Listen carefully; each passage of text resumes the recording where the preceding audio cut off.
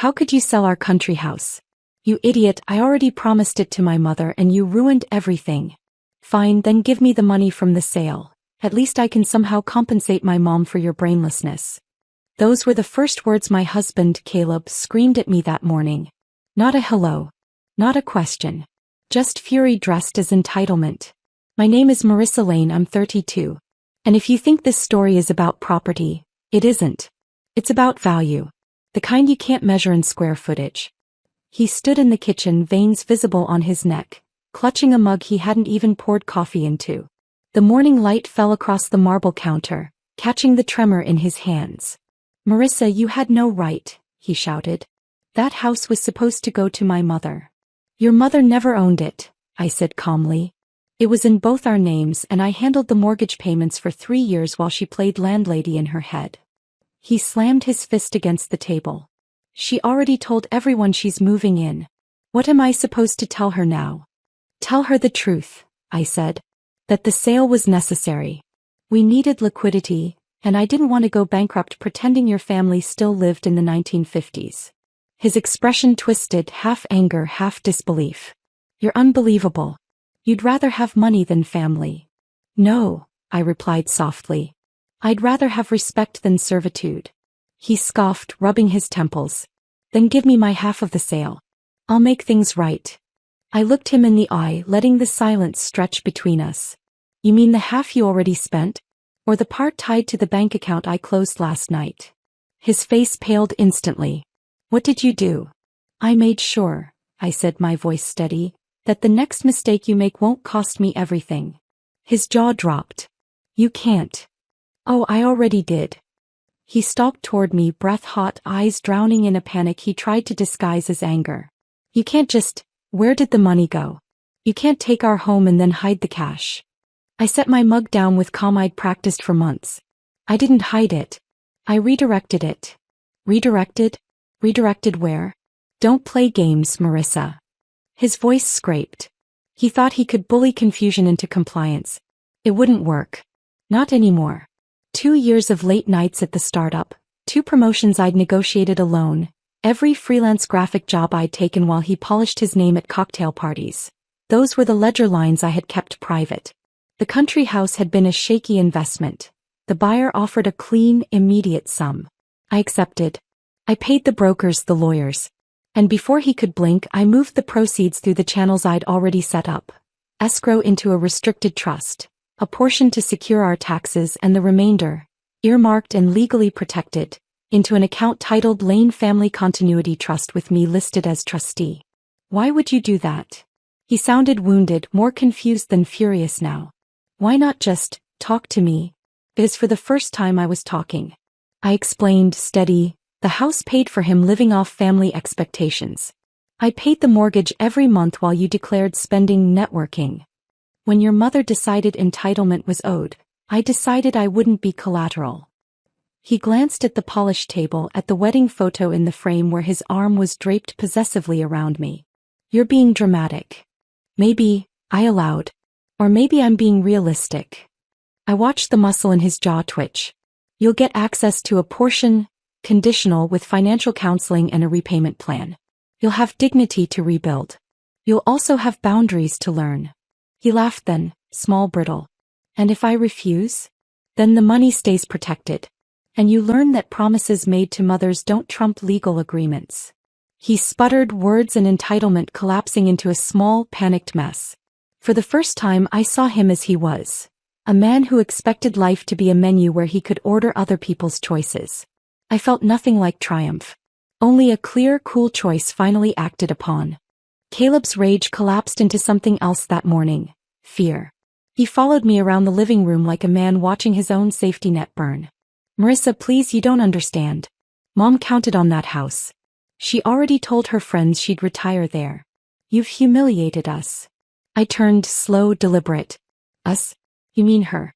Because the only thing she's ever retired from is accountability. He winced. His phone buzzed. Mom calling. I could see the panic bloom. Don't pick it up, I said. You'll just make another promise you can't keep. He ignored me, of course. Mom? Yeah, she sold it. Oh, I don't know why. I'm trying to. He paused, color draining. What do you mean she moved her savings already? I knew exactly what she meant. I'd seen the hidden withdrawals weeks ago. Caleb transferring funds into his mother's temporary holding account. When I confronted him, he called it helping family.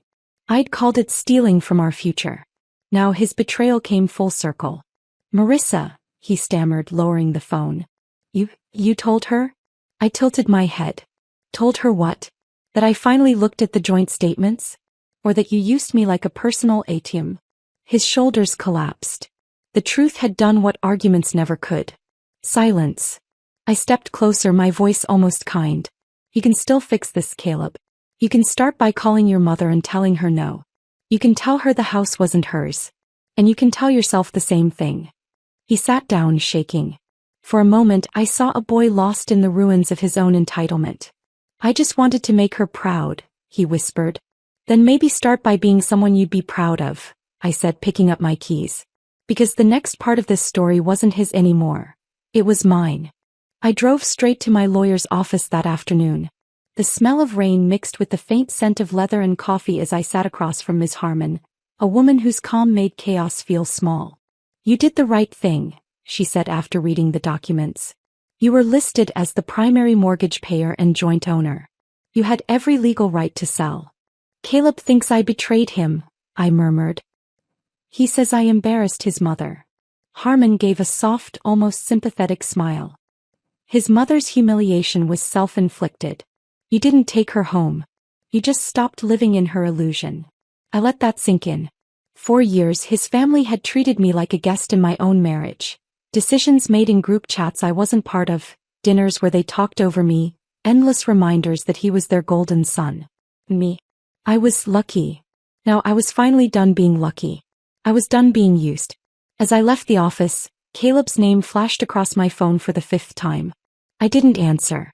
I knew he wasn't calling to apologize, he was calling to negotiate. That night he showed up at my apartment door, drenched from the rain, clutching a crumpled folder. You froze our accounts, he said quietly, his voice trembling. Mom's furious. She says we're finished. I leaned against the doorway. You're finished, Caleb. You, her, and the house you all thought you owned. He swallowed, eyes glistening. Where am I supposed to go? The same place I had to, I said. Forward. As the door closed between us, I felt something shift. Not victory but peace. The kind that comes when a woman finally stops apologizing for saving herself. Days bled into one another after Caleb left. The silence in the apartment was thick but not heavy. A kind of silence that hummed with relief instead of loneliness. For the first time in years I could hear myself think. Then on Friday morning a letter slid under my door. The envelope bore his mother's perfect cursive. Inside, a single handwritten note. You've ruined my son's life. You took everything he had, and for what? Money. You'll regret this. I traced the last sentence with my thumb, feeling nothing but pity. Her threats had lost their power. Paper couldn't hurt anymore.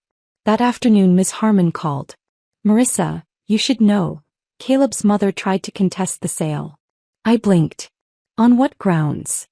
She's claiming emotional distress and implied ownership. But she has no documentation. And your financial records are airtight. Of course they were. I'd made sure of that. For every receipt, every tax form, every proof of payment, my name stood alone. By the weekend the story reached his extended family. Cousins called. One even texted, you didn't have to go that far. I didn't reply. The truth didn't need a defense. Instead I poured myself a cup of tea and sat by the window, watching the rain beat against the glass. The city lights blurred, shimmering like quiet applause. On my desk lay a folder labeled Future Projects. Not revenge, rebuilding. I'd already applied for a grant to open a community co-op in the neighborhood where I grew up. A space for women rebuilding after financial manipulation. This time my energy would create growth, not rescue. And for every woman who ever signed something she didn't fully read, I wanted to be the reminder. You can rewrite the ending. That night when my phone buzzed with Caleb's message, can we talk? I typed back 2 words. Through lawyers. Monday morning brought the expected storm. The police report, the attempted lawsuit, the desperate PR play. Caleb's mother posted online that I stole their family property. The comments section turned into a battlefield. But within hours the truth began surfacing. Public records confirmed the house deed had my name only. Screenshots of her bragging about finally getting my son's house back started circulating in local groups. Karma didn't knock, it kicked the door open. Ms. Harmon called me again that evening. "They're withdrawing the complaint," she said, sounding almost impressed. "Apparently, someone leaked proof that Caleb forged your signature on a loan application last year. They don't want this going public." The air left my lungs slowly. So that's how they plan to fund their mother's new home. "Exactly," she said. "If this surfaces, they'll be facing charges." After the call, I sat on the edge of my couch processing it all. The gaslighting, the manipulation, the emotional blackmail. It had always been about control, not love. Ethan, my neighbor from across the hall, knocked gently. "You okay?" he asked, holding out a takeout bag. I managed to smile. "Better than I've been in years." We sat together, the city hummed beneath us, eating in comfortable silence. Felt strange, normal. No tension, no obligation, just peace. "Can I say something?" he asked softly. "I've seen people destroy themselves trying to fix others. You did the opposite, you fixed yourself." Something in me melted. Maybe healing wasn't loud. Maybe it was small dinners and quiet rooms and the realization that peace didn't need witnesses. That night I dreamed of the house, not as a battlefield but as empty space ready for something new. The next morning a letter from the court arrived. Case dismissed. And just like that, the chapter closed itself. The weeks that followed felt like breathing for the first time after being underwater for years. My phone stayed quiet. No threats, no guilt-soaked messages, no midnight apologies crafted for control. Just silence. I filled it with music again. With sunlight. With plans. One Saturday morning I drove past the old country house. The one Caleb thought he'd lost to me. The for sale sign had been replaced by new owners repainting the porch. A young couple laughed as they carried in boxes. Their joy didn't sting, it soothed. That place no longer held me hostage. Later Miss Harmon called one last time. "You'll get a refund from the overpayment after the closing," she said.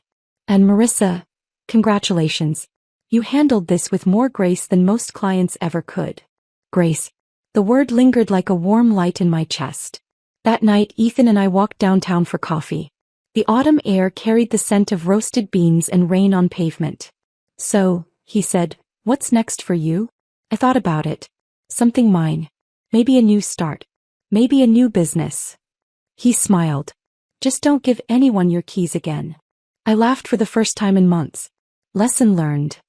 The next morning I stood by my window as sunrise spilled across the skyline. I thought of the woman who once signed papers she didn't understand, who bent over backward to keep peace at the cost of herself. She no longer existed. A message pinged on my phone, an unfamiliar number. "Mom's been hospitalized. He's asking for you." I stared at the words, unmoving. My hands didn't tremble this time. After a long pause I typed back one word. Prayers. Then I turned off my phone and opened my laptop, ready to start the life they never imagined I could build. It's strange how justice doesn't arrive with trumpets, just quiet, steady truth. A week later the headlines broke. Local man arrested for forgery and fraud. Caleb's photo flashed across every feed, his mother beside him, both facing charges for falsifying property and loan documents. I didn't gloat. I didn't even smile. I simply closed the article, turned off my phone and exhaled. Peace, it turned out, wasn't loud either. That afternoon I drove to the countryside, not to reclaim the house but to say goodbye. The porch paint was fresh now, wind chimes fluttering where once there were arguments. I left a small envelope in the mailbox addressed to the new owners. May this home be everything it never was for me. Safe, honest, full of laughter. On the drive back Ethan called. "You free tonight?" "I am now," I said, watching the skyline shimmer in the sunset. We met at the Riverside Cafe, the air crisp with evening mist. He reached across the table, his hand finding mine naturally without ceremony. "You finally look like you can breathe," he said. "I can," I whispered, because I stopped trying to convince people who never listened. Later that night I stood by my window again. The city lights reflected in the glass like thousands of small, forgiving stars. I thought of the woman who once apologized for existing, who stayed silent to keep the peace. She was gone. Tomorrow the papers would finish transferring the last asset into my foundation's account. The one supporting women escaping financial abuse. The cycle was ending where healing began. I picked up my pen and signed the final document, my name steady for the first time in years. Freedom, after all, isn't given. It's taken back. Quietly, completely, and on your own terms.